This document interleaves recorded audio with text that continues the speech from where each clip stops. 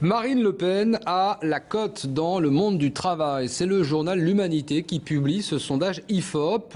La candidate est à 24% d'intention de vote chez les actifs pour le premier tour de la présidentielle. C'est 6 points de plus que Nicolas Sarkozy et elle est même en tête. L'on interroge les salariés qui ne se disent proches d'aucun syndicat. Bulterman.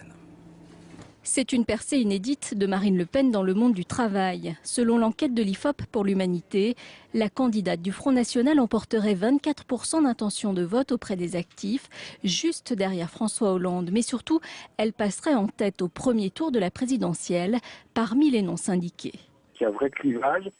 La proximité aux syndicats continue à fabriquer du vote à gauche quand la percée de Marine Le Pen, réelle dans le monde du travail, est encore plus forte parmi les salariés qui ne sont pas en sympathie ou proches d'aucune organisation syndicale. Une poussée frontiste qui s'appuierait sur 3 registres gagnants. On a une triple insécurité qui frappe ces milieux populaires, qui est l'insécurité physique, économique, qui est plus nouvelle, la crainte de délocalisation, et puis identitaire ou culturelle. Sur ces 3 niveaux, le discours du Front National a marqué des points. Autre vecteur de progression, la capacité du Front National à capitaliser sur la colère et le ressentiment des salariés envers Nicolas Sarkozy.